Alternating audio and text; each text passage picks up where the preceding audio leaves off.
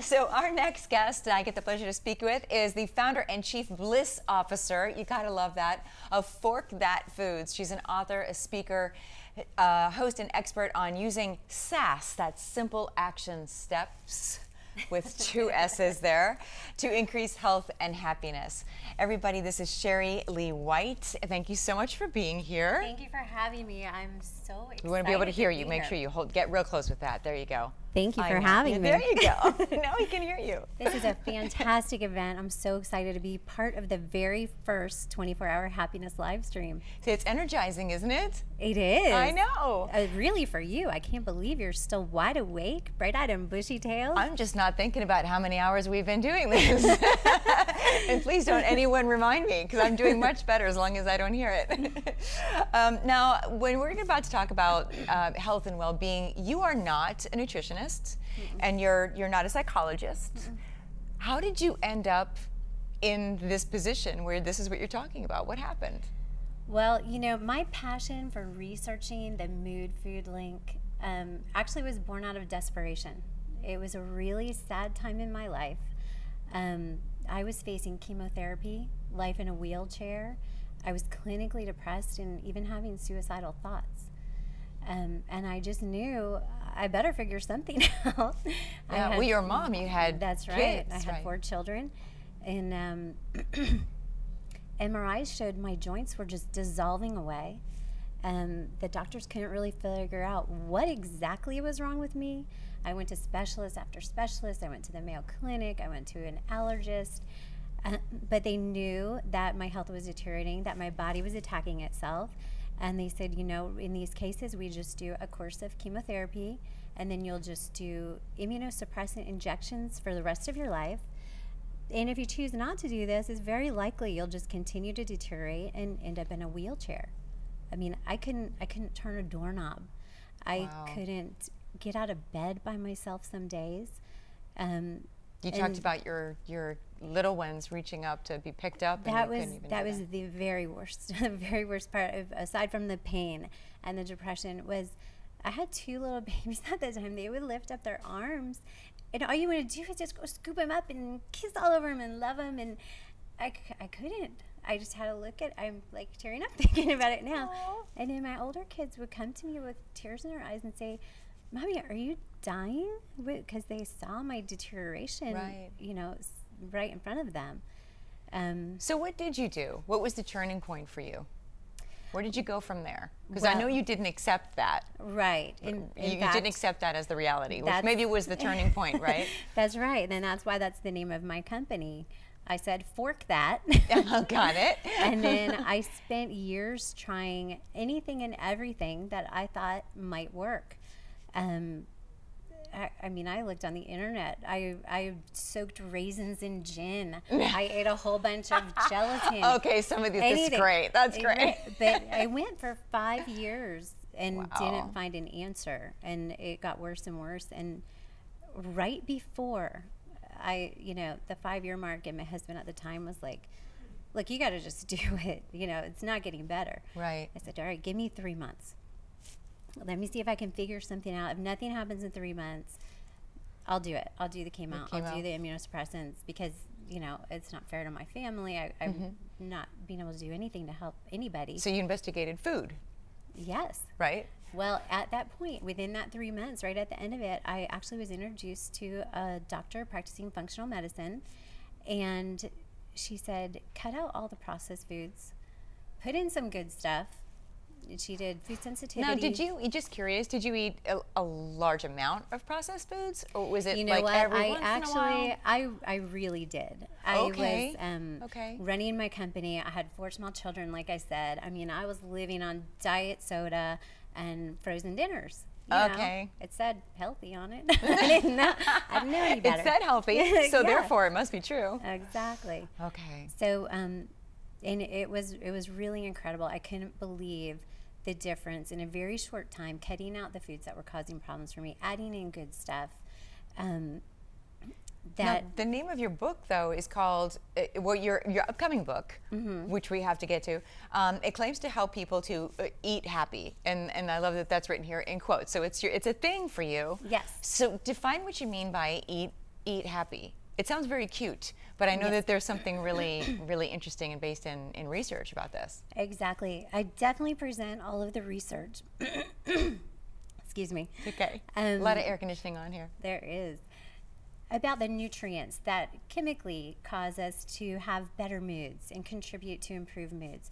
But what I found out in the last 10 years of researching very deeply in the field for my own benefit, and because now, of course, I'm so grateful, I want to help anybody I can, that, you know, it's not just about what we put in our mouth. It's not just what we eat. It's where we eat. It's who we eat with. It's how we eat. And most, it's what we think about what we eat. And I love that you said it's who we eat with. I was like, what? But who you eat with affects how you think about what you're eating, right? Well, think if you're eating with like some critical friend or family member, or they're just, you know, nailing you about, why didn't you do this? Why did you do that? What are you eating, even if it's about the food, compared to, you know, being in a very relaxed environment where you're enjoying and having fun and you're with people that make you feel happy, the food is going to be processed differently. It's going to have a... To be processed differently in the body. Yes. What you mean? Yeah. Exactly. So you'll actually end up, you'll sort of, your body will change upon your perception of what it is you're putting in your mouth. Absolutely. And change. That's just amazing. Can you go a little bit further with that? I'm just curious, because I know that you said something about some research that was done and 2 shakes. Can you explain that? Yeah, there's definitely, I mean, it's not just like woo-woo, right. like your mind controls how your food is processed. There is real scientific research to back it up. Dr. Aaliyah Crum, who is a Yale and Harvard scientist? Well, she studied at Yale Researcher? and Harvard. She's a researcher now, and she did one of my really favorite studies, and I kind of geek out over studies like this, but it's called Mind Over Milkshake. And she took this giant batch of milkshakes, and it's all the same stuff. It was about 380 calories or something. She put it in 2 separate bottles. Same stuff. Same exact batch of milkshakes. One bottle said indulgence, decadence you deserve, and it said it had 620 calories and full of fat, full of flavor, full of goodness. And then the other one said Scentsy Shake, 0 fat, 0 sugar, 120 calories, you know, you're doing the healthy thing, supposedly. Better. So they had the subjects come in, and first they tried the one milkshake. They took their blood, and their blood test results showed that they actually physiologically reacted more in line with what was on the label than what was actually contained in the milkshake. And then the next week they came back and took the other one. They did their results again, and the same thing. Their bodies physiologically reacted more to what the label said than what they what had was actually contained. So the amount of sugar in their system was actually, and calories that they could see was more in tune with what was actually on the label. Their than what hunger they actually hormones is what they had. used. The hunger hormones. Yeah. That's amazing. Yeah. So our mind is very powerful. Incredibly powerful. We have so much more power than we realize. So that's what you mean by eat happy. Absolutely. No, it sounds like when we're sitting here talking about, you know, it's not just what you eat, it's what you think about what you eat, it's who you eat with, it's all these other things. We are busy people, and this is a lot to manage and to learn. So help us out with that. How do we do this? Okay, well, I totally understand. It can be completely overwhelming, and it was for me in the beginning, until I found all it takes is a little sass. SAS, exactly. And SAS stands for Simple Action Steps. There we go. Yep. That was easy. I should have realized that the first card was going to be that.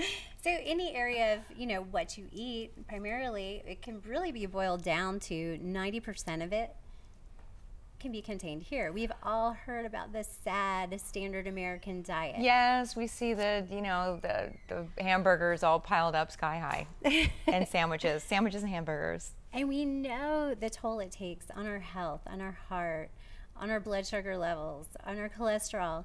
But the truth is, it also has a huge effect on our mental health. Very true. I mean, the World Health Organization calls depression the leading cause of disability worldwide now. Wow. Yeah, and so many people are on antidepressants, and See, the Day of Happiness is so needed in so many ways. so great. So Yeah. now we're going to address that and turn it around. And eat happy, HAPE, Exactly. which stands for For have a lot of produce every Every day. day. So that's it. If there was nothing else you took away from this interview, you're like 70, Just at 80, least do that. 90% there by just having a lot of produce, cut out some of the processed stuff. and eat happy. Yes. And particularly, folate and magnesium are hugely widely known to improve mood. So by just going green, looking for those green leafy vegetables. Any you're in gonna particular cover a that lot you about favor? I mean, we hear about kale. Is Yes. kale like a really good source? Kale is great. Spinach, any green leafy vegetables Okay. are really good. The darker, the better. Mood boosters. Yes. Taste the Ex- rainbow. Yeah, you don't want to just limit yourself to green because you can eat blues to beat blues. Blueberries, plums, eggplant, they contain a chemical that also will boost mood. Lycopene in red fruits and vegetables like tomatoes, watermelon, and pink grapefruit, they also have a mood boosting effect. Aha. And then, Oh, isn't he cute? isn't he so cute? Yes, he's a cute and little he's smiling happy. fish. He's happy. And it really, omegas or the omegas are the alphas of mood boosting food. More research and studies have been done on the effect of omega-3 fatty acids on the improvement of mood, on depression, anxiety, even aggression and violent behavior. It's really amazing. And they're really good for your skin. That's right. It must I mean- work. You look beautiful. Yeah, that's what works when we're up for 24 hours. It's just a lot of omega-3s. That's the key. Okay. And then we can step to No, I wouldn't recommend it. Still don't recommend No, it. not well, so much. you look fabulous. So Thank you. It's working. And then for my last card here, in the illustrious words of Mr. Trey Songz, bottoms up. Lots of water. Lots of water. There's a huge happiness and hydration link. So you want to make sure even just mild dehydration has been shown to decrease mood, increase anxiety, and all kinds of things. So just by getting your fill of good old H2O, it's going to be good And for do you your believe mood. in the typical like 8 glasses a day, or what do you go by? How do you absolutely. plan it out? Just the regular. I think they have like based on your body weight, how Right. many ounces you should do, and it usually comes out to 8 or 10. Yeah. Now, do you do any kind of filtered water, bottled water? Do you have a favorite, just personally? Well, you know, purified or distilled water is definitely good, but I wouldn't forego drinking water just Just to wait for make the- sure for that the it's good not stuff. the perfect exact water that you want. I think it's really important to think about that, you know, because I do know people, and I've done it myself. I'm like, oh, I'm not gonna drink from that. I'll wait. I'm not gonna drink the water fountain, and then I'm dying. You know, I should just Yeah. at least put something in my system. Yeah, it's still hydrating you. Now You there still are got times benefit. that if you do all these things right, you're still going to have these cravings. You're going to want that. I mean, we have a giant cake sitting back here right now, and when you're tired, sugar looks really good, right? So what do you do when you get those cravings for something sugary? I mean, how do you deal with that? Well, I would say, you know, it's better to go ahead and have a thing like we just talked about with the labels. It's all in what you're thinking about. So to an individual, every single expert I spoke with, MDs, researchers, psychologists, said if you're eating a primarily good diet, a healthy diet, mood boosting diet, that occasional piece of cake or piece of pizza or whatever it is that you want to indulge in, Yeah. enjoy it. Because if you're stressing yourself out over it, Yes. it's going to release this cascade of stress hormones that is far worse for your body and your mood than if you would have just had the food. Yes. Cake! Cake. Yes, please somebody bring the cake over.